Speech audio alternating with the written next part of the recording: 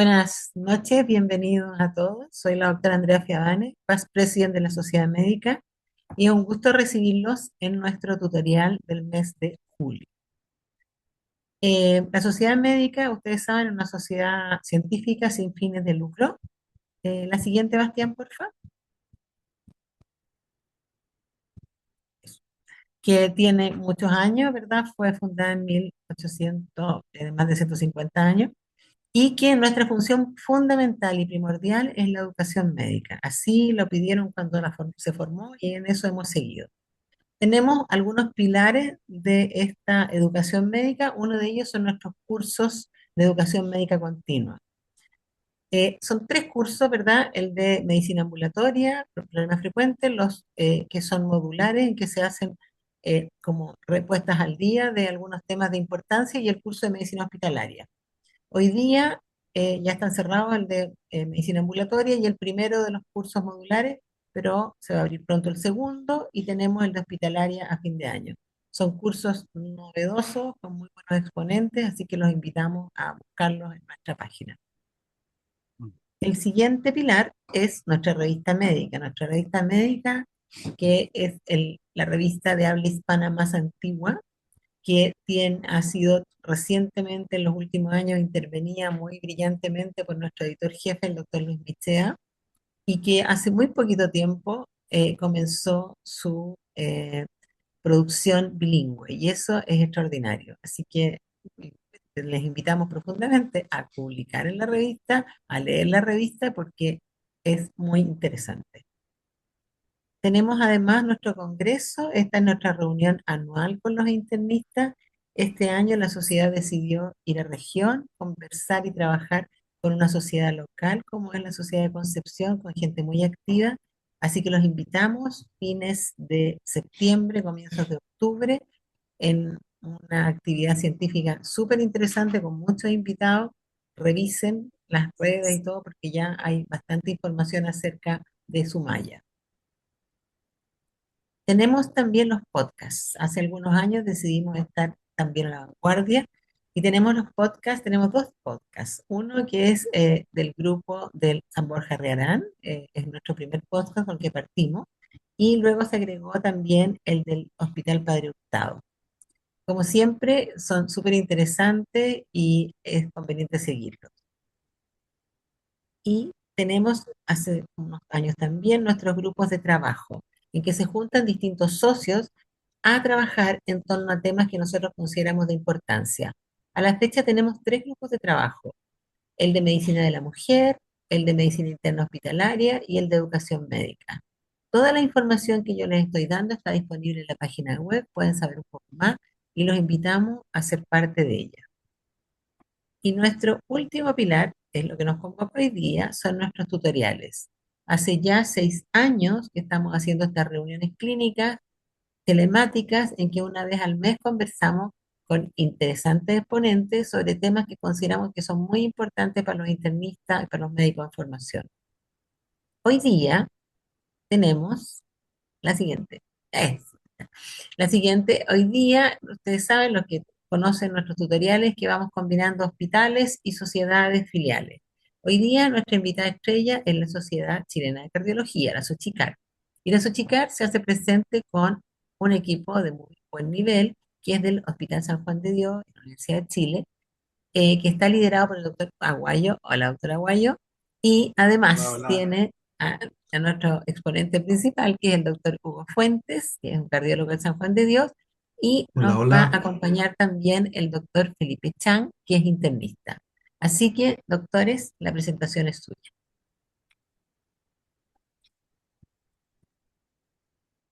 Ok, muchas gracias, Andrea, por esta oportunidad nuevamente de participar acá eh, en la educación médica continua, sobre todo que es una rama tan activa de la sociedad médica y que la caracteriza. Y nosotros felices como Hospital San Juan de Dios y bueno, en la parte cardiológica y como representante Sochicar, poder aportar entonces en estos tutoriales. Esta reunión va a ser interesante porque son casos fundamentalmente imágenes que son interesantes para la cardiología y para la medicina interna. Así es que es un gusto presentarle al doctor Hugo Fuente, que es internista que se formó con nosotros, cardiólogo, y muy interesado en las imágenes cardíacas, eh, y que preparó una linda charla, y Felipe, que terminó su beca de medicina interna y que también va a seguir el camino en la cardiología, pero está trabajando activamente ahí con los alumnos pregrados, con los internos y también con los becados de medicina.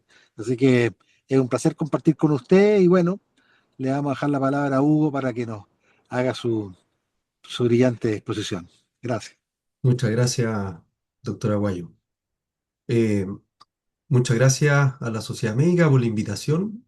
Para mí es un honor poder estar compartiendo con ustedes esta presentación.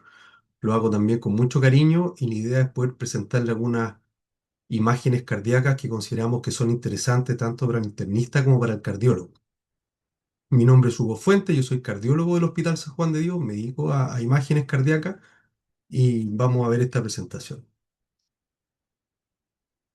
El objetivo es colocarse, por así decirlo, en los zapatos del médico internista y cómo las imágenes cardíacas se relacionan con el médico internista a través de diferentes escenarios clínicos que el médico internista tiene que enfrentar en su día a día. Y esto es una mirada multimodal. Elegí estas 5 situaciones clínicas que a mí me parecen relevantes. Muchas veces nos piden una imagen cardíaca como un estudio cardioembólico. Muchas veces el internista, a través de la imagen cardíaca, puede llegar al diagnóstico o la sospecha de una enfermedad sistémica. Creo que también es relevante en el escenario clínico el dolor torácico con las coronarias limpias. Nos sirve para estratificar, por ejemplo, un síncope y para darle un fenotipo a la insuficiencia cardíaca. Creo que estos escenarios son de mucha relevancia para el médico internista. Y eso es lo que queremos ver. Lo vamos a ver a través de casos clínicos. Partimos con el primer caso, que es una mujer de 66 años, hospitalizada por un ataque isquémico transitorio. Lo interesante que es el tercer ataque isquémico transitorio que tiene. Es hipertensa, tiene una fibrilación auricular en taco, el INR estaba en rango, pero además destacaba con síntomas de insuficiencia cardíaca, capacidad funcional 3, edema periférico, ortopnea, y tenía además un soplo mitral. Entonces hasta ahí uno puede decir, bueno, este ataque isquémico transitorio está en relación a su fibrilación auricular, anticoagulémosla, maximicemos ese aspecto y bueno, está todo bien. Pero este es el electrocardiograma, que básicamente lo que muestra es un ritmo de fibrilación auricular, irregularmente irregular, no hay onda P. Pero cuando le hacemos un ecocardiograma, solicitado como este estudio cardioembólico, destaca, primero ustedes ven acá el ventrículo izquierdo, que se contrae en general bastante bien. Esto es la válvula mitral, esto es la aurícula izquierda, esto es la válvula aórtica, la raíz de la aorta y esto es el ventrículo derecho.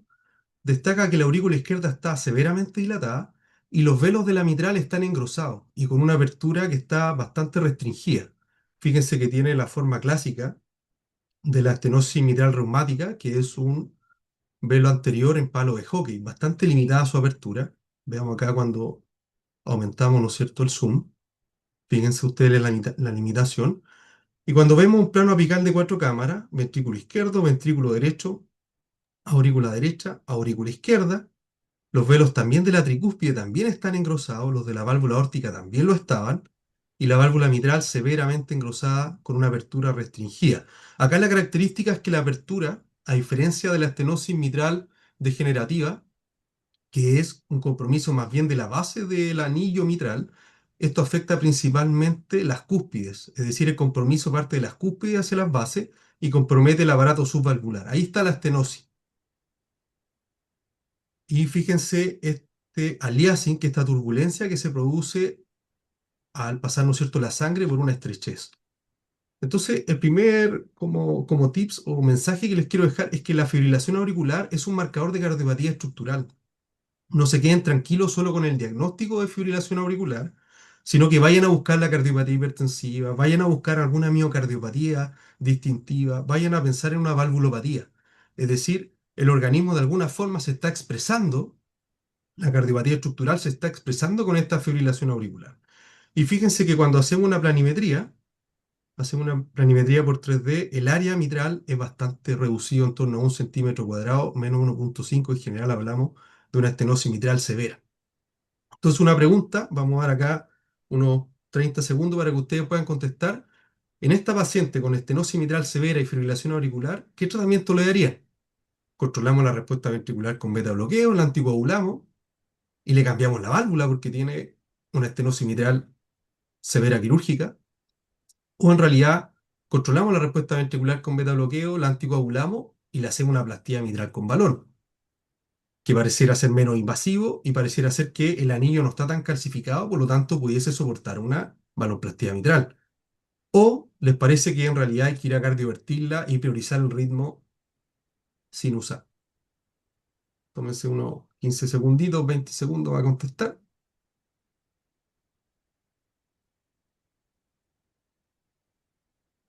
Este es un caso que me tocó hacer en el hospital de Quillota. Son pacientes que nos tocan tanto en los hospitales, ¿no es cierto?, de alta resolución como pacientes periféricos les va a tocar este tipo de pacientes.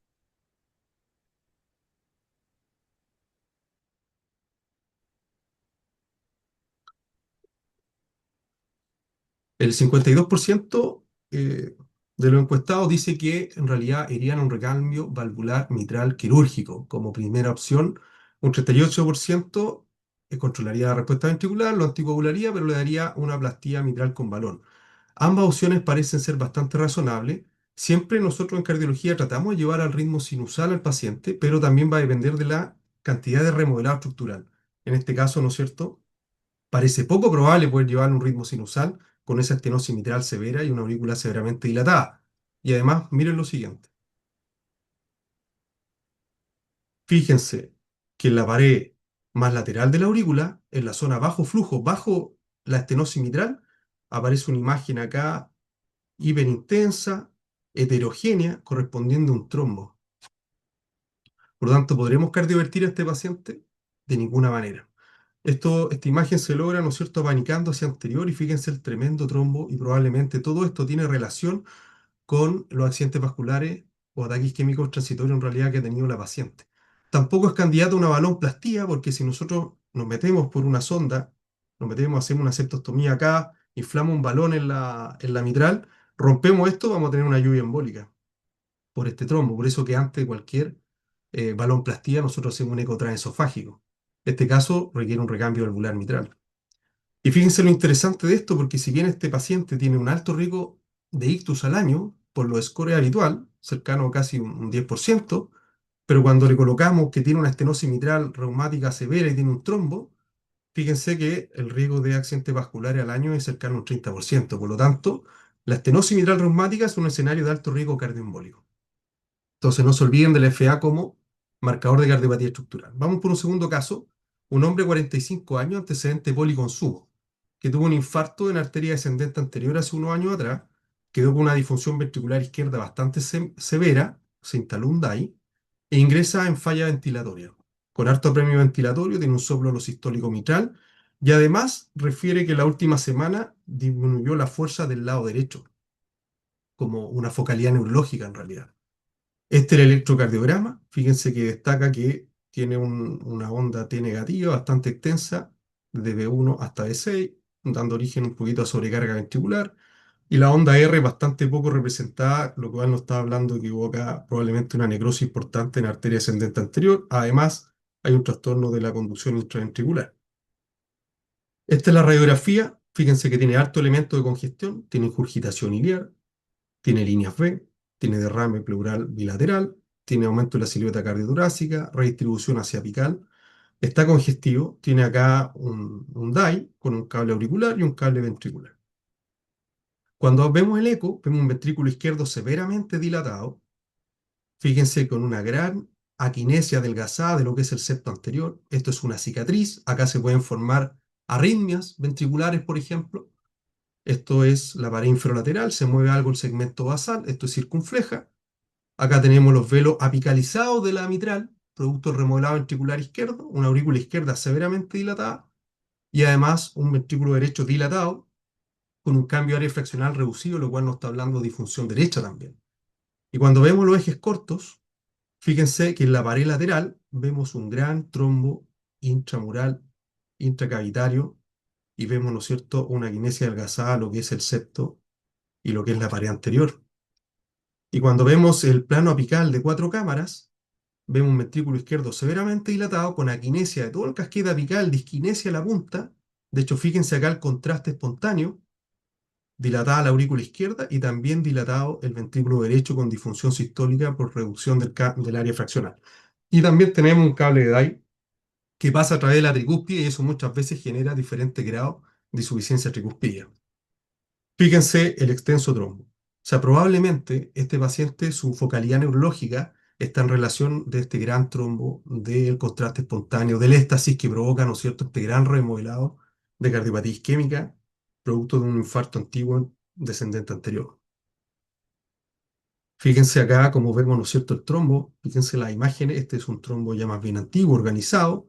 ¿Por qué es un trombo y no es un tumor intracardíaco? Porque en realidad esto aparece, ¿no es cierto?, en territorios donde hay trastornos segmentarios importantes, hay bajo flujo, hay disfunción ventricular izquierda severa, la FEBI es menor a un 15%, claramente, cercano a 10% probablemente. Fíjense todo esto adelgazado, todo esto es territorio de arteria descendente anterior, pero también el ventrículo derecho está disfuncional.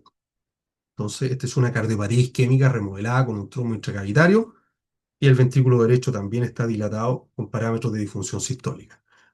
Recordar que el 30% de los infartos de pared anterior presentan un trombo apical, así que ojo, cuando pidan un estudio cardioembólico con una focalidad neurológica, piensen que también puede haber un infarto anterior, especialmente en aquellos pacientes de alto riesgo cardiovascular, muchas veces en diabéticos, nefrópatas puede ser más bien silente, o una oclusión crónica de arteria descendente anterior.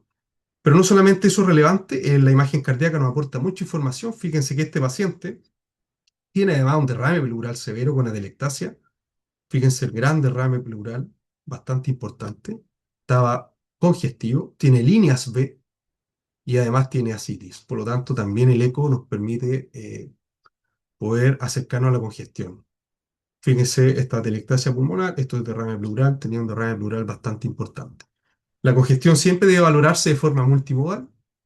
Fíjense que acá estamos viendo a través de un TAC cardíaco que se le pidió al paciente cuando llegó. Fíjense el trombo en lo que es la pared, ¿no es cierto?, anterior del corazón, un gran trombo, un defecto de hiena acá. Fíjense ese trombo, acá está el trombo, lo podemos ver de diferentes imágenes. Entonces, ahí hay otro elemento cardioembólico que ustedes tienen que tener en cuenta como médico internista. Vamos al tercer caso. Esta es una mujer de 52 años, tabáquica activa, hipertensa, hospitalizada por un accidente cerebrovascular isquémico, pero fuera de ventana. La verdad que tiene capacidad funcional 1, es asintomática, tenía un electro con un ritmo sinusal y se le pidió el eco como estudio cardioembólico. Todos estos son casos reales que me ha tocado a mí realizar. Y la verdad que tenemos un ventrículo izquierdo de tamaño normal, con buena función sistólica. La verdad que hasta ahí pareciera ser un eco normal. La aurícula izquierda está de tamaño normal. Ahí podemos ampliar. No había una valvulopatía significativa, entonces hasta ahí uno puede decir, esta paciente tiene un eco normal. Bueno, pareciera ser que no tiene una causa clara. Sin embargo, cuando hacemos un eco con burbujas, inyectamos por una vía periférica solución salina agitadas, vemos que pasan burbujas a través del septo interauricular en los primeros 4 latidos. Entonces, esta paciente lo que tiene es un foramen oval permeable, que el diagnóstico es a través de un eco transtorácico y lo tenemos que sospechar cada vez que tengamos una paciente relativamente joven, sin una causa clara de accidente cerebrovascular, a pesar de un estudio, ¿no es cierto?, etiológico exhaustivo. Ese es el mensaje. Y el diagnóstico bastante simple, colocando burbujas. La caracterización del defecto para el eventual cierre lo vamos a realizar mediante un eco transesofágico, pero el diagnóstico basta solamente colocando burbujas. El pulmón siempre actúa como una red que atrapa las burbujas, porque estas burbujas no son capaces de atravesar el endotelio de los capilares pulmonares. Por lo tanto, nunca tiene que haber paso burbuja del lado derecho al izquierdo. Si es que hay paso, hablamos de un cortocircuito. El paso es intracardíaco, cuando el cortocircuito es intracardíaco cuando el paso burbuja es precoz, en los primeros 4 latidos, y el cortocircuito es extracardíaco cuando es después del sexto latido habitualmente, que lo vemos frecuentemente en hipertensión portopulmonar en aquellos pacientes con cirrosis hepática, donde hay vasodilatación sistémica y los capilares pulmonares también están dilatados y ya dejan de cumplir su función, de así decirlo, de colador de estas burbujas. Entonces, ojo con los forámenes oval permeables. Vamos con este caso, 72 años, hipertensa, tiene artrosis frágil, le cuesta moverse en la cama, tiene un accidente cerebrovascular isquémico de una causa no tan clara, se había atribuido a hipertensión arterial, la capacidad funcional no es evaluable, por lo tanto no refiere mucho síntoma cardiovascular, camina con bastón y se le solicitó el eco como estudio cardioembólico y fíjense, tenía un poquito de hipertrofia ventricular izquierda, la aurícula izquierda está dilatada, hasta ahí pareciera una cardiopatía hipertensiva, pero cuando miramos la aurícula, vemos esta gran masa intracavitaria que ocupa prácticamente toda la aurícula izquierda y que está adherida al septum interauricular. Fíjense, la ventana no era muy buena. Vemos acá la aurícula izquierda que está dilatada, pero además esta imagen que es compatible con un mixoma es una masa que lo más frecuente es que se adhiera al septum interauricular, bastante heterogénea, redonda, y tiene el problema que en diástole protruye hacia el ventrículo izquierdo generando lo que es una estenosis mitral funcional. Por lo tanto, los mixomas pueden debutar como una estenosis mitral, con congestión y síntomas de falla cardíaca, pero también con un síndrome paraneoplásico y también como un evento cardioembólico. Esto es un plano apical de dos cámaras, para anterior, para inferior, válvula mitral. Vean el gran mixoma y fíjense cómo protruye en diástole generando obstrucción. La paciente no tiene muchos síntomas porque se mueve poco, pero probablemente si se le exigiera va a presentar elementos, ¿no es cierto?, de disnea, y de hecho tenía presiones de llenado aumentado, un gran mixoma. Y probablemente eso tiene relación con el accidente vascular antiguo. Recordar que si bien es una causa rara de accidente cerebrovascular, menos 1%, pero es una causa que un internista debiese también recordar, porque cuando está presente el mixoma, 20 a 40% tiene riesgo de que haga un evento cardioembólico y lo más frecuente es que sea al sistema nervioso central, más del 50%. Y recuerden que el accidente vascular, al menos el día 25% de los pacientes con mixoma lo van a desarrollar. Pero no siempre el mixoma es tan gritón. Este es un paciente que tiene una aurícula izquierda levemente dilatada. También consultó por un accidente cerebrovascular, venía de Melipilla, hipertrofia ventricular izquierda, aurícula izquierda dilatada, no gran cosa, pero el accidente cerebrovascular era bilateral, por lo tanto se sospechaba una causa cardioembólica. Pero fíjense el detalle que tiene acá. También en el tabique interauricular se ve esa masa ahí chiquitita, bastante pequeña, redondeada. Tenemos un plano apical de cuatro cámaras, ventrículo izquierdo hipertrófico, aurícula izquierda dilatada. El derecho se ve bien, pero ahí en el tabique interauricular que tiene un movimiento aneurismático, podemos ver una masa que se mueve. Así que con eso decidimos hacerle un eco transesofágico. Aquí tenemos una vista medio esofágica a 35 grados, tabique interauricular, aurícula izquierda, aurícula derecha, válvula aórtica, y hay algo que flota ahí arriba de la válvula aórtica, pero que viene del tabique interauricular, y cuando le hacemos 3D y lo cortamos en multiplano, fíjense que se ve como esta especie de apéndice o un gusano que pareciera, y probablemente de acá embolizó la paciente, y esto es un mixoma por las características ecográficas. Fíjense la imagen, y 1,3 por 0,7 centímetros. Por lo tanto, no se olviden de las diferentes causas de cardioembolismo. Y para terminar esta primera parte, un hombre de 42 años con antecedente de policonsumo, situación de calle, ingresa febril. Esto tenemos un plano paraesternal, eje largo, ventrículo izquierdo con hipertrofia ventricular izquierda. La manifestación más frecuente ecocardiográfica al consumo de cocaína es la hipertrofia. En estado, ¿no es cierto?, más avanzado de consumo, viene la dilatación, cardiopatía isquémica, remodelado, etcétera, pero al principio es básicamente hipertrofia. Fíjense que las válvulas se ven más bien sanas, la válvula aórtica, la válvula mitral. El ventrículo derecho se ve con un buen cambio de área fraccional. No se ven valvulopatías ni flujos alterados, ¿no es cierto?, a nivel de la válvula aórtica y la mitral. Sin embargo, cuando vemos una apical de cuatro cámaras, esto es ventrículo izquierdo, aurícula izquierda, el plano de la mitral, el plano de la tricúspide, vemos que en la tricúspide hay una imagen, ¿no es cierto?, redondeada, hipermóvil, con movimiento caótico en relación a uno de los velos de la tricúspide. Además hay un derrame. Por lo tanto, lo más probable es que este paciente con policonsumo, situación de calle, que ingresa con fiebre, esto, ¿no es cierto?, es una endocarditis en el fondo, de válvula tricúspide. Y fíjense el movimiento que tiene, un movimiento bastante caótico, como que da la impresión que en cualquier minuto se suelta y pudiese generar, ¿no es cierto?, algún evento embólico. Entonces este paciente llegó con fiebre, se hospitalizó en nuestro hospital, en el San Juan de Dios, pidió el alta voluntaria, probablemente en relación a agitación psicomotora y síndrome de privación. Y a las 2 semanas de que se fue de alta de la unidad de Chacabuco, en nuestro hospital, reingresa muy mal, prácticamente en shock, hipotenso, mal perfundido, pero con algunas cosas, febril, taquicárdico, con una hemoptisis en falla ventilatoria y además con un hemófilus para influenza en sangre. Entonces tenemos, ¿no es cierto?, acá el cuadro clínico que ya sabemos de una endocarditis, que además está con shock.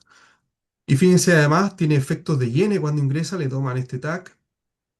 Fíjense en arterias pulmonares, acá. Fíjense que además hay imágenes como de infarto en cuña a nivel del pulmón. Aquí se ven los defectos de hiene. Volvemos a mirar. Pareciera ser que no ha cambiado mucho en términos del ventrículo izquierdo, pero el ventrículo derecho como que la contractilidad ha caído un poco.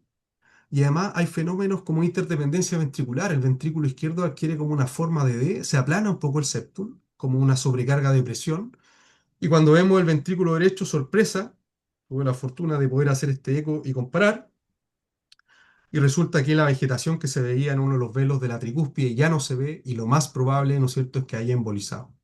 Fíjense que hay una mayor contractilidad en la punta.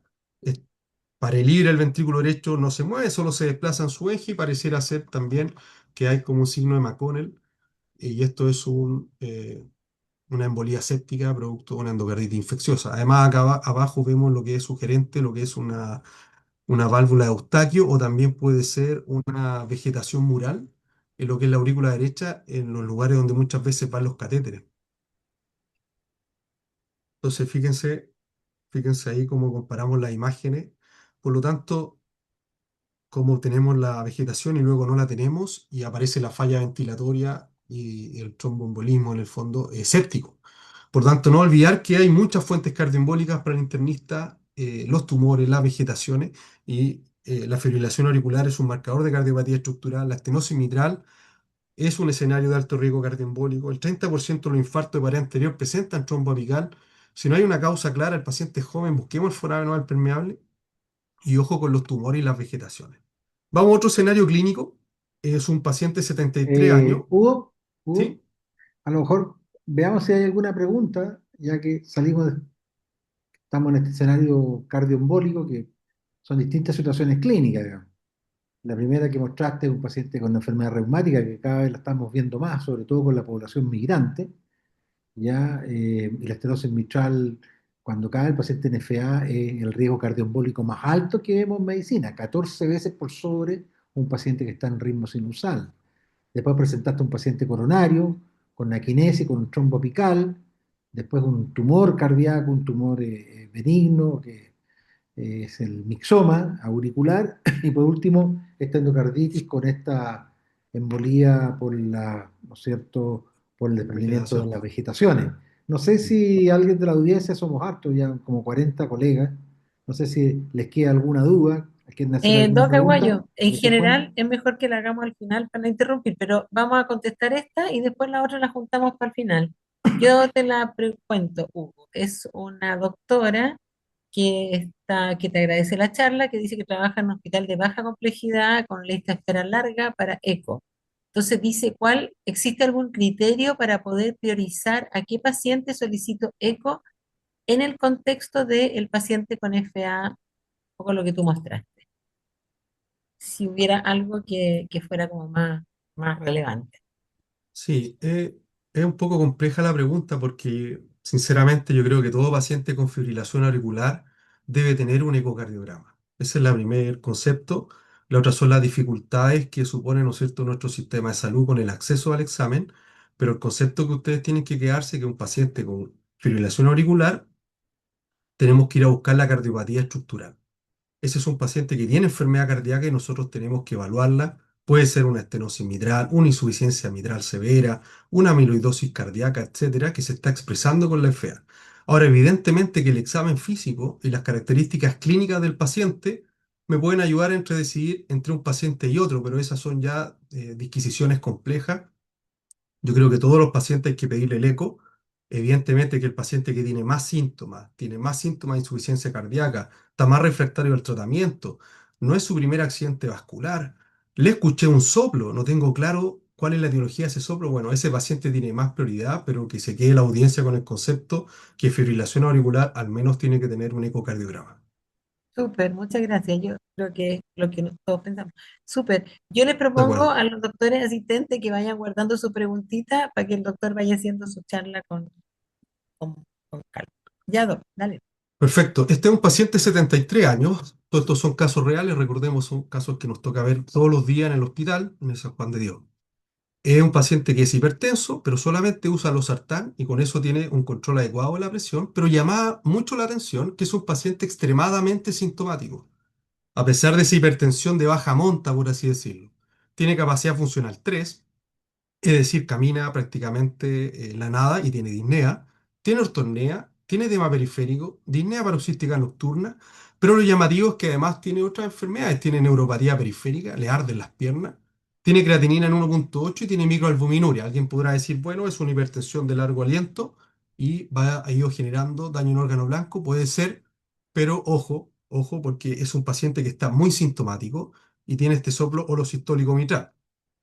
Este es el electro y el electro es muy interesante porque nos muestra primero que hay una amputación, no hay onda R, hay un QS prácticamente de B1 a B4 con un trastorno, ¿no es cierto?, de la conducción intraventricular, tiene un bloqueo de rama izquierda, una R grande acá, está en sinusal, tiene una P negativa en ABR y positiva en B2, pero además tiene bajo voltaje, ¿no es cierto?, las derivadas de los miembros, y esto parece bastante significativo lo que llamamos en cardiología como un patrón de pseudoinfarto, porque esto pudiese ser o por el bloqueo de rama izquierda, o por una necrosis anterior extensa, o también puede ser un patrón de pseudoinfarto, es bastante llamativo.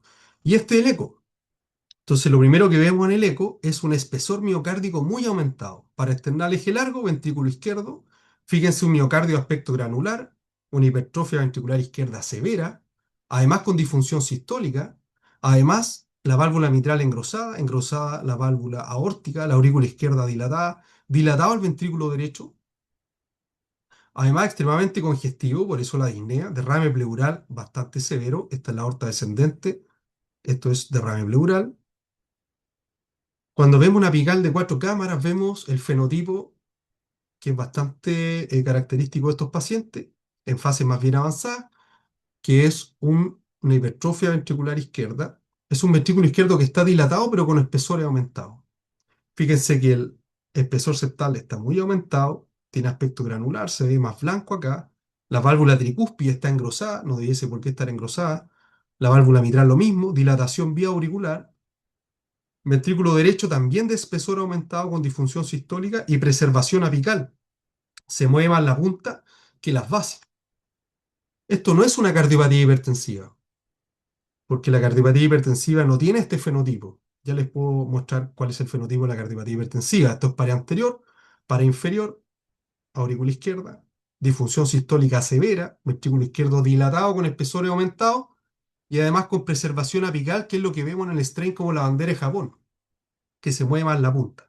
Esto orienta a miocardiopatía infiltrativa tipo amiloidótica. Tenemos varios casos diagnosticados en nuestro hospital, de hecho tenemos un grupo de amiloidosis, y fíjense que lo característico es que esta zona se preserva porque hay mayor estrés hemodinámico en las zonas medio basales que en la punta, y en general, ¿no es cierto?, la infiltración sería mucho mayor en estas zonas que en la punta. Por eso que la punta se preserva.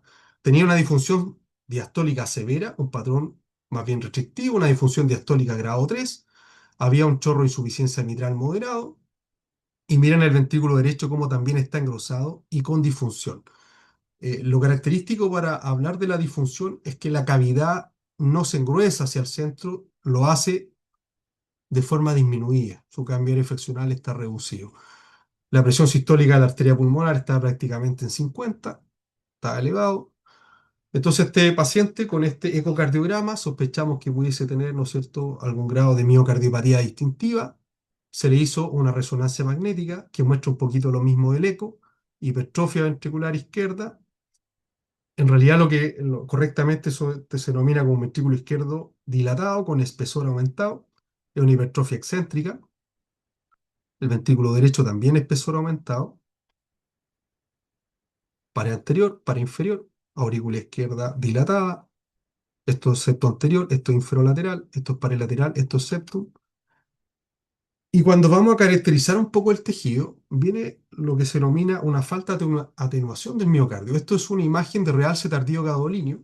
Cuando nosotros hacemos una resonancia magnética, le administramos un contraste, que es el gadolíneo, el gadobis, que es lo más utilizado, y este difunde donde hay disrupción de la matriz extracelular.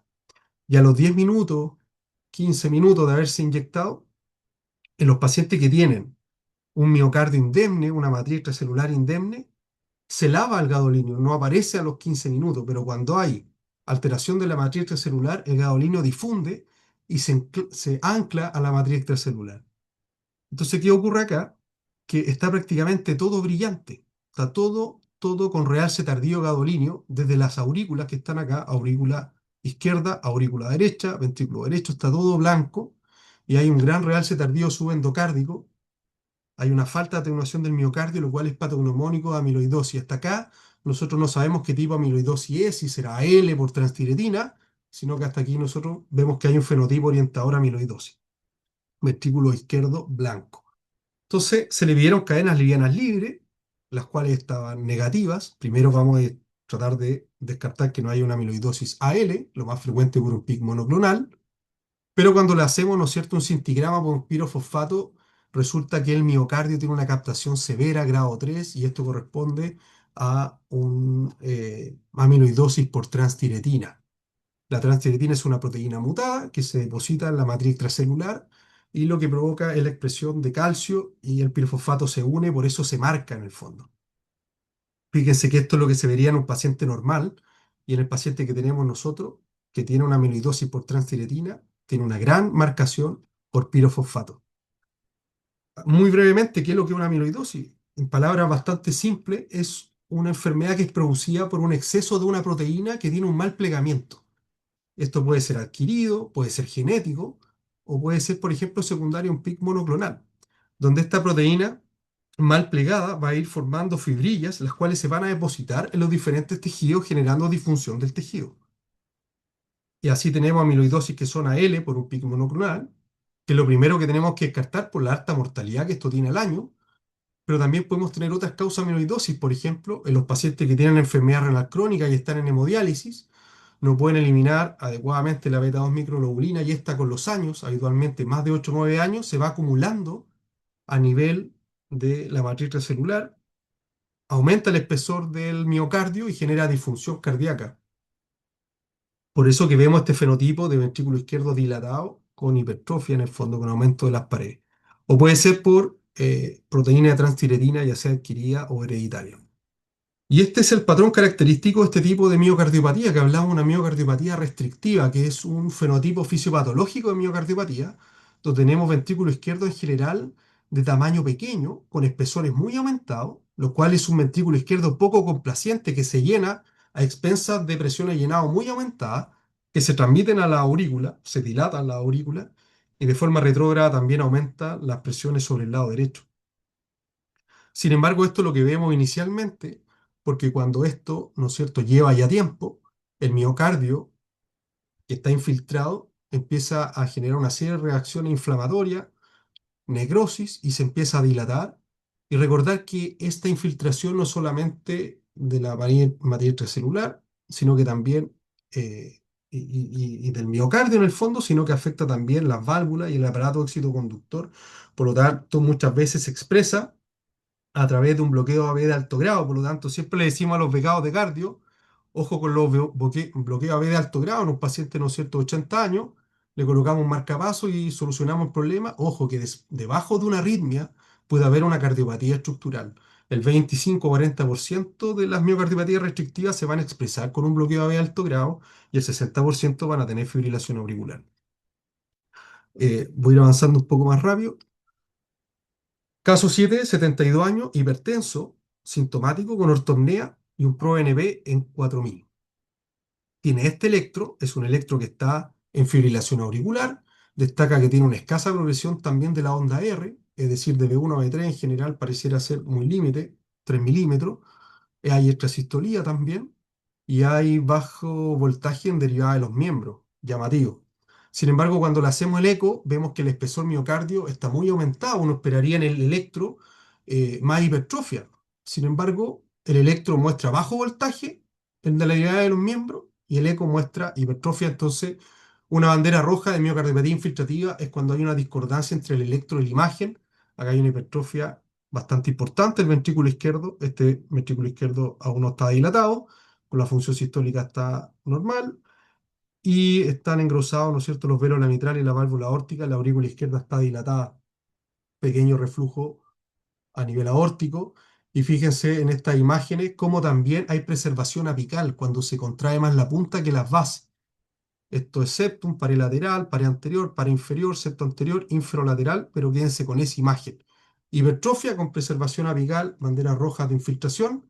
Le hacemos el strain que ve la deformación miocárdica y vemos que hay preservación apical tipo bandera de Japón, eh, lo cual, ¿no es cierto?, orienta a miocardiopatía restrictiva de tipo infiltrativa por amiloidosis cardíaca. Le hacemos un pirofosfato, las cadenas livianas están negativas y también el pirofosfato está positivo, Perugini 3, es decir, es una amiloidosis por transtiretina. Fíjense cómo marca acá cómo el pirofosfato, ¿no es cierto?, se une al miocardio y lo hace brillar en el fondo. Más que al miocardio, la matriz celular que está componiendo ese miocardio. Ahora, eso, lo complejo es diagnosticarlo en etapas más bien precoces, porque cuando diagnosticamos a estos pacientes falla cardíaca, estamos hablando de fenotipo avanzado. Etapa C, sintomático; etapa D, un fenotipo más bien avanzado, muy sintomático, con disfunción severa, con hospitalizaciones frecuentes, y aquí la mortalidad pasa de un 10% acá prácticamente a 60% al año. Pero antes de llegar a la falla cardíaca, estos pacientes tienen enfermedad sistémica. Pueden tener, ¿no es cierto?, túnel carpiano, pueden tener neuropatía, por ejemplo, y ser esa la primera alerta. Porque así es fácil diagnosticarlo. Fíjense, un miocardio con espesores muy aumentados, aspecto granular, disfunción. El tabique interauricular también está engrosado. Las válvulas aórticas, la mitral, el ventrículo derecho. Hay derrame pericárdico. Aquí pareciera bastante claro el diagnóstico. Fíjense, el ventrículo izquierdo, el ventrículo derecho. Fíjense acá, los espesores bastante aumentados, tanto el ventrículo izquierdo como el ventrículo derecho, dilatación vía auricular, derrame pericárdico, un fenotipo muy florido, pero muchas veces esto parte como una insuficiencia cardíaca con FEI preservada hasta el 12%, o como una estenosis aórtica al 8%, o como una hipertrofia. Ojo, cuando ustedes le diagnostiquen hipertrofia en un eco, ustedes tienen que analizar a qué corresponde. ¿Será una cardiopatía hipertensiva? ¿Será una amiloidosis? ¿Será una estenosis aórtica? ¿Será una miocardiopatía hipertrófica genética? ¿Será un Fabry? Etcétera. El diagnóstico diferencial es amplio. La clínica siempre les va a orientar. Las amiloidosis son enfermedades sistémicas. Se van a acompañar de alteraciones neurológicas o renales. Si es AL, más renal. Si es por transtiritina, probablemente más neurológico. Por ejemplo, este caso me llegó a mí. Fíjense que era un paciente de 70 años que tenía una rotura espontánea del tendón del bíceps. Raro. Movía el brazo hacia adentro y aparece el signo Popeye, que fíjense el bíceps cómo se amplía. Y la verdad que no, él tampoco entendía por qué le habían pedido el eco. El electro mostraba un bloqueo completo rama izquierda y el síntoma que él tenía no eran síntomas cardiovasculares, sino que neuropatía periférica. Con ese dato clínico y este electro, que además tenía un PR largo, dije, bueno, lo más probable es que este paciente sea una amiloidosis por transtiretina, que es lo más frecuente. Y cuando le hacemos el eco, efectivamente, vemos acá un miocardio muy engrosado. Fíjense el ventrículo izquierdo, brillante el septum. Esto habla de fibrosis, aspecto granular, mayor contracción probablemente más acá en la punta, aurícula izquierda dilatada, y el ventrículo derecho que está con buena función, fíjense que también tiene espesores bastante aumentados. La válvula tricúspide como la mitral también están aumentadas de espesor, por lo tanto la clínica también lo orienta bastante. Las miocardiopatías restrictivas son un fenómeno fisiopatológico de ventrículos que se llenan a presiones de llenado muy aumentadas, pero tienen diferentes características fenotípicas. Puede ser infiltrativa tipo amiloidosis, puede ser granulomatosis inflamatoria por sarcoidosis, puede ser por depósitos intracelulares como una hemacromatosis, un Fabry, etc. Una pregunta y vamos a dar acá 20 segundos. Creo que se nos va acabando el tiempo. Vamos a llegar hasta donde podamos en realidad, son muchas imágenes. ¿En qué caso usted sospecharía amiloidosis cardíaca? Para que puedan ellos contestar.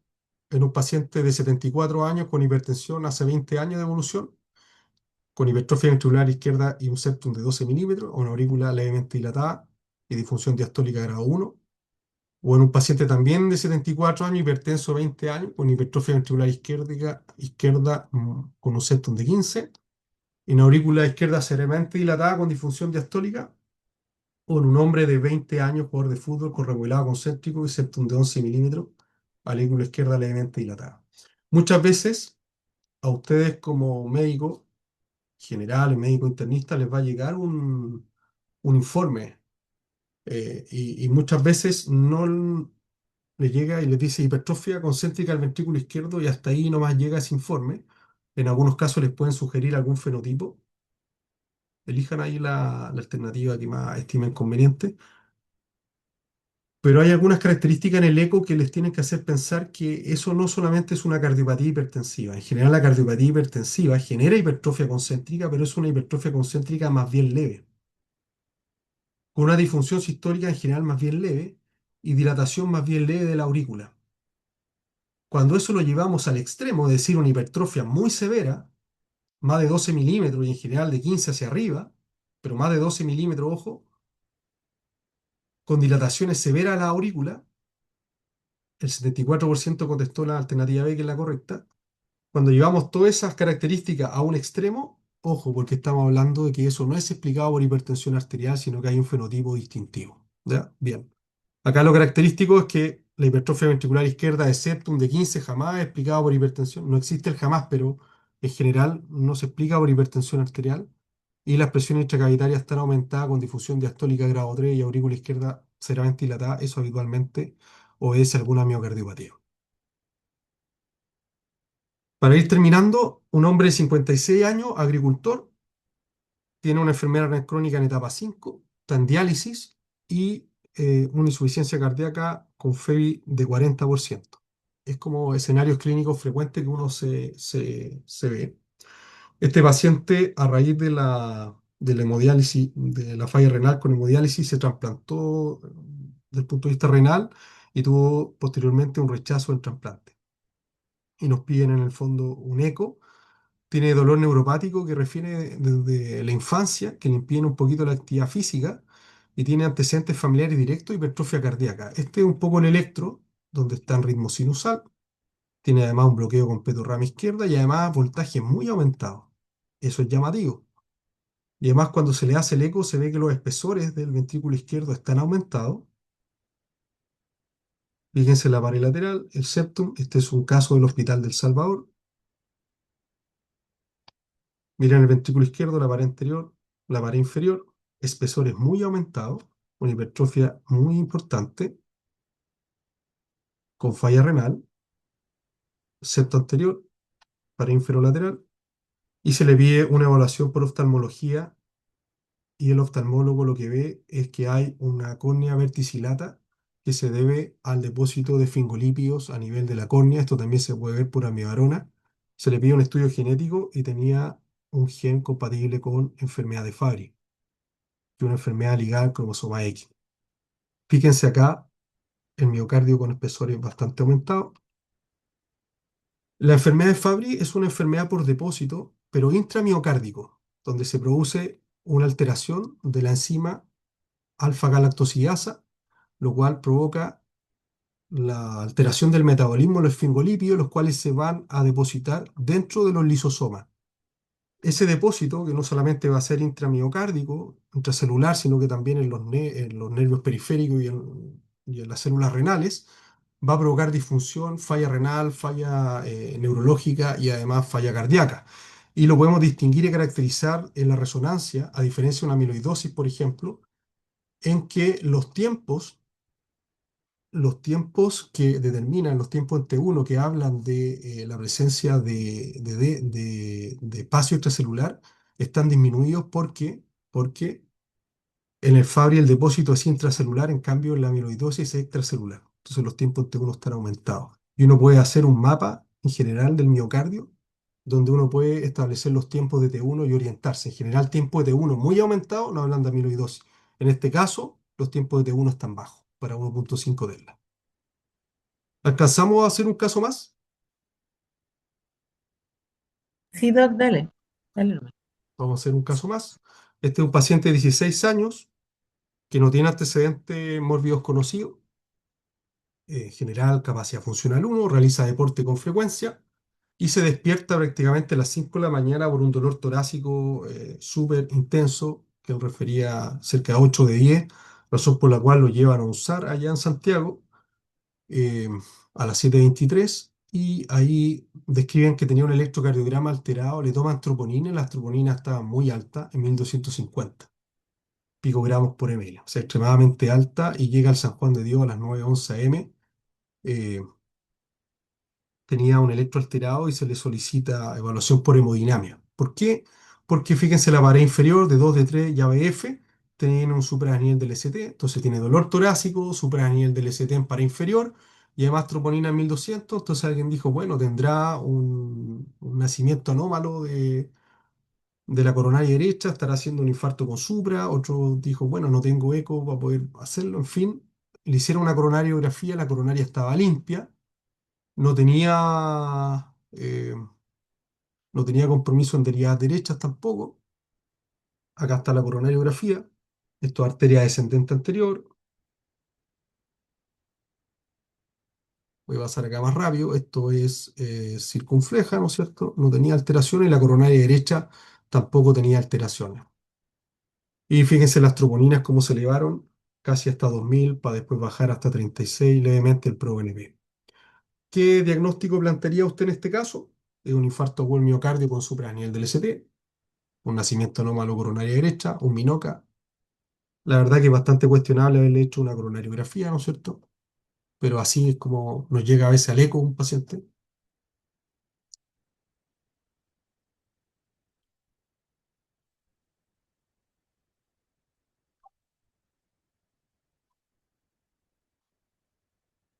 Bueno, el diagnóstico más probable es una miocarditis, ¿de acuerdo?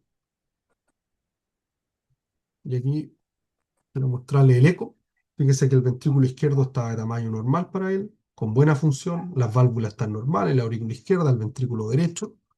No hay valvulopatía significativa, es decir, con este eco, sin trastorno segmentario, nosotros nos hubiésemos ahorrado tal vez la coronariografía, porque claramente un infarto con supra de pared inferior va a generar alguna alteración en territorio de la coronaria derecha, porque para que haya supra estamos hablando que hay una oclusión, ¿no es cierto?, aguda de la coronaria derecha. El ventrículo izquierdo con buena función, ventrículo derecho también, es decir, parece ser un fenotipo más bien no complicado de miocarditis, porque no hay disfunción sistólica. Tampoco había compromiso circulatorio, ni arritmias ventriculares, ni bloqueo AB de alto grado. La pared anterior, pared inferior se mueven bastante bien. Tiene buena función. Fíjense cómo se mueven las paredes hacia el centro, que habla de buena función, sin valvulopatía. Fíjense que la función ventricular izquierda es cercana a 60%, bastante normal. La función diastólica era normal y el ventrículo derecho, en una vista enfocada, se ve funcionando bastante bien, con un cambio en el fraccional de 45%. Entonces, para terminar acá, este paciente tiene una miocarditis y por mucho tiempo se ha definido la miocarditis como un diagnóstico que uno hacía habitualmente a través de una biopsia y decía, bueno, hay necrosis miocitaria rodeada, ¿no es cierto?, de un infiltrado leucolinfocitario o infiltrado inflamatorio. Hoy en día con la resonancia nosotros podemos hacer una caracterización tisular bastante acabada. Hablamos de miocarditis de perfil más bien fulminante, cuando en el curso de una miocarditis se agrega shock y falla multiorgánica por disfunción circulatoria, por falla cardíaca. Otra cosa que es súper importante a ustedes, que si bien la mayor cantidad de las miocarditis agudas se resuelven dentro de los primeros 30 días, hay un porcentaje que evoluciona a miocardiopatía inflamatoria y nosotros muchas veces las terminamos viendo como una miocardiopatía dilatada y muchos fueron miocarditis con fenotipo más bien recurrente de miocardiopatía inflamatoria, eh, que nosotros también tenemos que pesquisar. O sea, no quedarnos tranquilos con que el paciente hizo una miocarditis y bueno, nos olvidamos y se resolvió y fue una miocarditis no complicada. Ojo, porque hay un grupo de pacientes, el 15%, que van a dilatarse y la miocarditis está expresando una cardiopatía genética. Yo les quiero dejar esta imagen que me parece bastante interesante, que en una miocarditis tenemos primero que reconocerla, estratificar el riesgo, realizar un diagnóstico con un examen pivotal, que puede ser resonancia o biopsia, dependiendo del fenotipo clínico de la miocarditis, y algunas se van a beneficiar de tratamiento específico y tenemos que siempre terminar el pronóstico a largo plazo. ¿Cómo lo vamos a reconocer? Con síntomas cardiovasculares siempre, paciente que tiene dolor torácico, o por ejemplo que está con una nueva arritmia, una extrasistolía ventricular frecuente que antes no estaba, está traduciendo fibrosis, por ejemplo, o está con falla cardíaca. Recordad que las troponinas no son igual a infarto, sino que son igual a injuria miocárdica. A mayor troponinas, a mayor alza, más probable es que esa alza sea por trombosis coronaria, pero hay otras causas que generan elevación de troponina. por ejemplo, la miocarditis. Siempre tenemos que estratificarla. Hablamos de miocarditis no complicada y complicada. ¿Complicada cuándo? Cuando tiene una disfunción ventricular izquierda, cuando tiene arritmias ventriculares, cuando tiene un bloqueo de alto grado o insuficiencia cardíaca. Y fulminante cuando está en shock cardiogénico. Entonces, esto en general se tiene que manejar en una unidad paciente crítico. Y es importante el diagnóstico. El diagnóstico lo vamos a hacer con la caracterización tisular mediante resonancia en aquellos pacientes que están estables hemodinámicamente, pero aquellos pacientes inestables vamos a utilizar la biopsia endomiocárdica. ¿Por qué? Porque eso me va a permitir darle un fenotipo, un apellido a la miocarditis y ver si se beneficia de terapia inmunosupresora. Entonces, aquellos pacientes que no están no complicados pueden ir a una resonancia tranquilamente a caracterizar el tejido, y aquellos que están complicados tenemos que ir a una biopsia endomiocárdica con todas las dificultades que tiene esto, evidentemente. ¿Por qué? Porque la biopsia me va a decir, el paciente está en shock cardiogénico, se está muriendo, lo vamos a conectar a circulación extracorpórea, por ejemplo, pero lo vamos a biopsiar porque tal vez una célula gigante y se va a beneficiar de algunos bolos de metilprednisolona, de terapia inmunosupresora, además que el 30% recurre cuando se trasplanta el corazón. Por lo tanto, esta información es relevante cuando el paciente tiene un fenotipo complicado. Pero si el paciente tiene un fenotipo no complicado, lo más probable es que sea una linfocítica, por ejemplo, secundaria a un cuadro viral. ¿Qué hace la resonancia? La resonancia hace una caracterización tisular, nos permite evaluar si hay edema e inflamación. La resonancia de este paciente tenía una buena función sistólica, las cavidades estaban de tamaño normal, pared lateral, pared septum, ventrículo izquierdo bien, el derecho también. Sin embargo, cuando hacemos caracterización tisular y vemos el T2 STIR, esto es para ver edema, vemos que tiene una mancha blanca acá, en la pared, ¿no es cierto?, más bien lateral, subepicárdica. Hay edema subepicárdico, y cuando vemos realce tardío gadolíneo, que se une, ¿no es cierto?, a la zona donde hay disrupción de la membrana, hay un realce tardío subepicárdico lateral, que es lo más frecuente. Esto es una miocarditis. Y fíjense lo que es la pared lateral, también acá, está blanco, gadolinio, y la pared inferior tiene algunos parches acá de gadolinio. Debiese verse negrito y se ve acá blanco. ¿Cumple el criterio de miocarditis? Sí, porque tiene edema y porque tiene realce tardío, un criterio mayor de una secuencia potenciante 1 en T2. Por lo tanto, hicimos el diagnóstico. Y este caso no está complicado, así que no va con tratamiento específico, pero queremos determinar siempre si este grupo de pacientes va a ir a una miocardiopatía inflamatoria. Por lo tanto, hay que hacerle una resonancia a los 6 meses, porque el realce tardío, cuando está presente, aumenta la mortalidad, pero si está presente a los 6 meses, especialmente si es anteroseptal, eso también se asocia a menor sobrevida. Por lo tanto, ojo con las miocarditis, no podemos quedar tranquilos, sino que tenemos que siempre hacer el diagnóstico correcto y también hacer un seguimiento. Entonces, en este caso, es una miocarditis no complicada, pero ojo, el realce tardío más edema.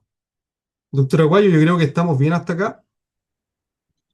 La idea era poder enfocar algunos escenarios frecuentes para el médico internista y poder, en el fondo, mostrarle cómo el internista se va relacionando con las imágenes cardíacas. La verdad que tenemos muchos escenarios clínicos, muchos casos, eh, y ustedes le pueden sacar bastante provecho. Siempre conversen los exámenes, los informes, convérselo con el cardiólogo, porque cuando el cardiólogo les coloca hipertrofia, esa hipertrofia, bueno, ¿qué le parece al cardiólogo? ¿Es una cardiopatía hipertensiva o una amiloidosis cardíaca? Por lo tanto, ustedes tienen también herramientas para poder discutir con los especialistas. Súper, Doc, preciosas las Mm, imágenes. Y te agrego antes de darle la palabra al doctor Aguayo que sí, tiene las dos caras porque viene el especialista y le dice lo que encuentra y el tratante conoce más detalles del enfermo que pueden exacto, afinar mucho más el diagnóstico. ¿Cierto, doctor Khan? exactamente. Muy bien. Doctor Aguayo, cuéntenos, ¿qué quiere hablarnos? No, no, yo creo que ha sido una charla muy interesante con muchas imágenes. Gracias. Eh, Nosotros, bueno, en el San Juan de Dios, por lo menos, la unidad de cardiología está muy abierta, digamos, a todos los médicos, digamos, y ellos participan muchas veces en los exámenes, digamos, ¿ya? Somos una unidad de puertas abiertas. Pero es interesante que estas imágenes las conozcan la gente que está en medicina, porque hoy día la ecocardiografía y la resonancia son exámenes cada vez más frecuentes. ¿Mm? Hoy día un paciente con sospecha de alguna cardiopatía o algún problema de corazón ya no solamente como examen de rutina va el electro, sino que el examen de rutina es el electro y el ecocardiograma, ¿ya? También a veces la radiografía de tórax, pero electrocardiograma y ecocardiograma hoy día van muy de la mano. Entonces es importante que los médicos de la sala, los médicos internistas y también los médicos que trabajan en urgencia eh, estén familiarizados con las distintas imágenes. Hoy día los ecógrafos están disponibles en muchas unidades, ¿ya? El ecógrafo dejó de ser una herramienta que está solamente en cardiología o en las unidades de radiología. En los servicios de urgencia, prácticamente todos los becados de urgencia aprenden lo que llaman el eco fast, un eco rápido, digamos, para saber cómo está la función ventricular, cómo están las válvulas, si hay derrame pericárdico, ya cómo está el lado derecho en la sospecha de TEP. Así es que por eso que quisimos hacer esta reunión de imágenes interesantes para la cardiología y para la medicina interna. No sé, aquí está Felipe también como Eso. internista Eso le y iba a decir porque como está medio docente. tímido ¿Qué te el parece, público con qué te parece preguntas, así Felipe, tú que que todavía que lo ves Felipe, desde el lado de la medicina interna? ¿Mm? Bueno, muchas gracias al doctor Fuentes por su excelente charla y un poco, bueno, son las palabras de que estaba dando el doctor Aguayo y la doctora Fia Pane, perdón. Em, bueno, como decía la doctora, acá un poco ahí con las subespecialidades se han ido, claro, especializando o mega especializando en el órgano específico, pero ahora también estamos dando como el paso hacia atrás nuevamente porque nos damos cuenta de que muchas veces el estudio específico de este órgano realmente es en el contexto de una enfermedad sistémica y nosotros como tratante o como internista, claro, saber cómo interpretar los exámenes que solicitamos y también conociendo el paciente y también cuáles son sus por qué consulta, cuáles son sus quejas, puede integrar esa información y ver si los hallazgos de estos estudios eh, concuerdan o no, y si no, entonces, qué cosa más que otra ente diagnóstica explicaría su cuadro general para poder no sesgarnos con el diagnóstico y poder finalmente ser más preciso y ahí finalmente esto va a ser en beneficio del paciente cuando logremos esta mayor precisión diagnóstica. Así que, bueno, es también muy interesante lo que mostró el doctor Fuentes sobre el tema del signo de Popeye, que justo hace unos meses atrás había visto un paper del New England que justo hablaba de ese signo en el contexto de como la manifestación de una eh, amiloidosis por transtiretina. Así que no Mm. sabía que justo me había tocado un paciente así en el policlínico. Y que en este Eso. caso no era por comer mucha espinaca, ¿no es cierto? no, Ah, definitivamente no. No, yo no sé. no, súper interesante los casos de amiloides de fuentes, porque cuando Mm, tienen ustedes su casuística ahí armada, y veo claro, que está re bien, porque en realidad, claro, la amiloidosis está, lo que pasa es que la vemos, ahora la vemos mucho más, por supuesto. Yo creo mm, que antes se nos pasaba delante de la cara, como pasó con el Fabry, como muchas cosas que se nos pasan porque nos falta todavía know-how, o sea, nos falta o métodos diagnósticos o acostumbrarnos a patologías que no teníamos tan integradas, ¿cierto? claro. Es así. No Ocupa sé si hay agregar, por alguna pregunta ejemplo, Sí. de los asistentes, No doctora. hay, por eso le decía al doc si tenía preguntas, como preguntas entre ellos, o cosas, Mm. doc, fuentes que quieras resaltarnos. No, con respecto a los pacientes con amiloidosis, justo en el hospital se armó como un grupo de amiloidosis, en el fondo que es de multiespecialidad. Hay ¿Qué? neuróloga, nefróloga, está Felipe, de hecho, que va a participar en el policlínico, porque son, en el fondo, expresiones de una enfermedad sistémica que va a tocar a múltiples especialistas, incluso gastroenterólogos. eh, por lo tanto, yo creo que es fundamental el trabajo más bien integral entre las especialidades. Obviamente, para el médico que está en un hospital de baja complejidad, periférico, un general de zona, todo es más cuesta arriba. Yo fui general de zona, estuve en el hospital de La Galera y sé lo que es no tener un eco, sé lo que es trombolizar con estreptoquinasa. eh, por lo tanto, ahí, claro, todo es mucho más complejo, pero es importante el poder tener comunicación con la gente de especialidad. Yo recuerdo que en ese tiempo nos comunicábamos con la gente de Quillota y bueno, presentamos nuestros casos y de hecho en ese tiempo diagnosticamos también algunas enfermedades que se pudiesen pasar, pero con la sospecha clínica, el examen físico, uno se puede orientar bastante. Entonces la comunicación entre las diferentes entidades creo que es fundamental. Mm. Súper. Tuvimos el hospital de Quillota el año pasado en este tutorial con un caso súper interesante porque tienen un muy buen infectólogo ahí. Así que, en el fondo, Perfecto. mucha gente puede avanzar mucho. Pero en Sí, general, uno podría decir, tú decías ahí que cuando tienes una hipertrofia izquierda que no te cuadra, como era tu paciente, como muy claro, descontrolado, cuando tienes un síndrome nefrótico que no te cuadra, cuando tienes polineuropatías, ¿verdad? Distales, hay cosas que igual, como tú bien dices, el médico a veces en el lugar donde está no las puede definir, pero puede sospechar. claro. Y yo siempre se los planteo a los médicos de atención primaria, qué sé yo, con los que conversamos. Si a ti en una interconsulta te hacen una buena pregunta, tú estás obligado a dar una buena respuesta. Si te ponen Sí, insuficiencia cardíaca, nada. Pero si te ponen una hipertrofia ventricular izquierda no explicada por la clínica, uno puede, o sea, tiene la obligación moral de hacer una mejor respuesta, ¿verdad? claro, por supuesto. Entonces, Una buena asociación ahí, doctora, es justamente y la sospecha en pacientes mayores con factores de riesgo y en los cuales uno se encuentra con un electro, digamos, que tiene voltajes bajos, digamos, porque tiene ondas Q, y le hace el eco, digamos, y tiene engrosamiento paridal, o sea, pared gruesa y voltaje bajo. Esa es una sospecha importante y que se puede hacer con exámenes simples, porque ya después llegar a la cintigrafía, digamos, claro. bueno, obviamente que es un cuadro muy de medicina, porque participan los hematólogos también, los Mm. internistas, pero, pero esa es una buena pista, digamos, ¿ah? Electro con Ah, bajo voltaje, digamos, y eco con pared gruesa. Uno dice, más, pero ¿por qué esto, digamos? Uno esperaría encontrar voltajes altos, tenemos voltajes bajos, ondas Q que aparecen, digamos, y el paciente no tiene antecedentes de cardiopatía coronaria o de infarto. Entonces son las pequeñas cosas, las banderas que nos ponen en alerta, digamos, de que algo está pasando. Claro, correcto.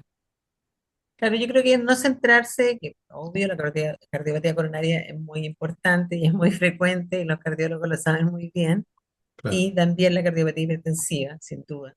Pero en el fondo no, conseguir que uno se convenza, o sea, encontrar otros órganos blancos, encontrar elementos bien clásicos de cardiopatía coronaria en los mismos exámenes, y si no da, no da nomás, o sea, hay que buscar otra claro. enfermedad. Yo creo que ese es el cuento, ¿cierto? Sí, La frecuencia es importante, pero no es lo único que uno tiene.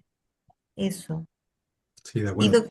doctor Fuente, dijiste recién que había estado en un hospital, había sido DF, etcétera. Yo sé que sabes muchas cosas y tienes una figura magnífica como la que mostraste, pero ¿cuál ha sido tu buen ecocardiografista, tu mayor descubrimiento en la ecocardiografía? O sea, ¿cuál ha sido tu percepción de, porque uno siempre dice, "Ah, esto era lo que yo quería, o esto me abrió los ojos, qué sé yo"? ¿Qué dirías tú? ¿Qué diagnóstico hizo usted? Claro, qué imagen, algo que te haya hecho plac y que lo tengáis todavía en tu cabeza, porque te digo, hay mirado muchas cosas, yo me imagino Sí, muchísimas, sí, tenemos pero uno a hartas. veces tiene su cosa Mm. y su recuerdo.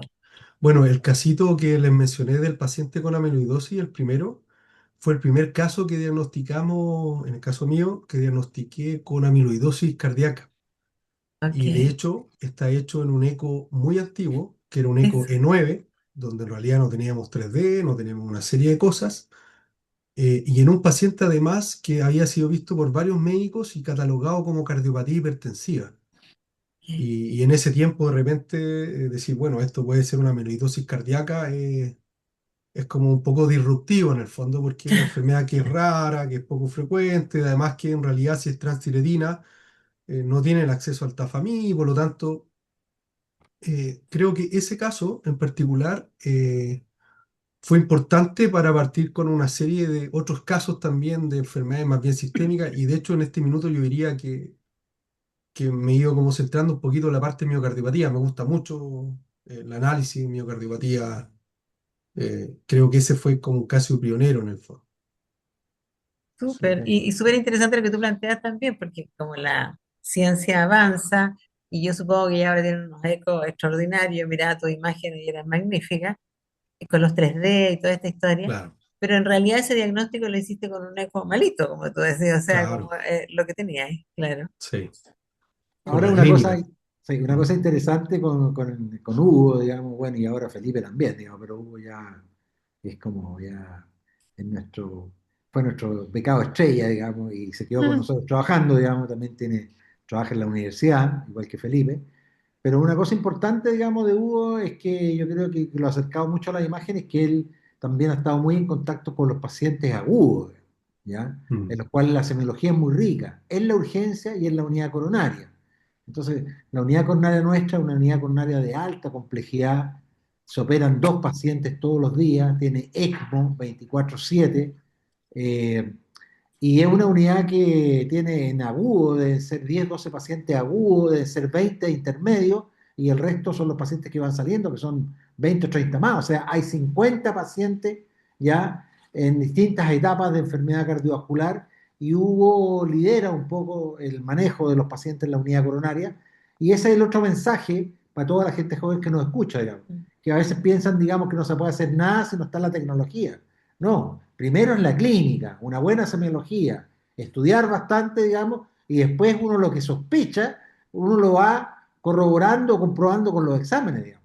Y eso es lo Claro, interesante, digamos, de ir pidiendo los exámenes que realmente van en el camino, digamos, y no llenar una hoja en que se piden 10 exámenes, digamos, como quien le pega un escopetazo, digamos, en el aire, digamos, para ver qué es lo que cae, ¿ya? Y eso se hace fundamentalmente con mucho estudio y trabajando en unidades que hay muchos pacientes y con muchos pacientes agudos, que tienen la semiología, digamos, es muy florida, digamos. Así que esa es la base un poco de esto, digamos, y yo, Hugo es muy modesto, digamos, pero Hugo probablemente es el pilar de la unidad coronaria nuestra, que es una unidad coronaria muy compleja, entonces ya lleva, ¿no es cierto?, 10 años dedicado entre la medicina interna y la cardiología a ver y enfrentarse con muchas situaciones clínicas que lo han hecho, digamos, obviamente abrir su mundo, digamos, y que lo ha complementado muy bien con las imágenes, digamos, con la mm, eco y ahora con la resonancia. súper. Súper interesante, porque alguna gente que trabaja en imágenes más bien ve pacientes al revés, de lo que no había dicho nada de eso el doctor Fuente, efectivamente muy modesto. mm. Ve pacientes bien de oficina, por decirlo, ¿entienden? De situación ambulatoria, tranquila. Ver pacientes Claro, agudos es súper formativo. Y también rescatando lo que dice el doctor Aguayo, ver pacientes, porque mucho estudio, como bien dice, mirar, aprender, seguir, pero además ver pacientes, y con los pacientes uno aprende siempre. A ti sí, seguramente el ruido que te hizo el enfermo del amiloide te hizo buscar amiloide, estudiar amiloide y encontrar amiloide. O sea, el enfermo te guía muchas sí, veces más que uno, ¿sí? sí, es verdad. Bueno, yo les quiero agradecer enormemente porque he aprendido mucho, me encantó esta presentación, preciosa su figura, doctor, y lo Muchas felicito gracias. por el entusiasmo.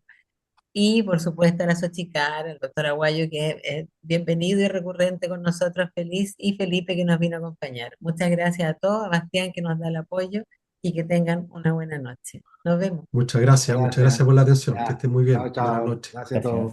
Gracias. Ya.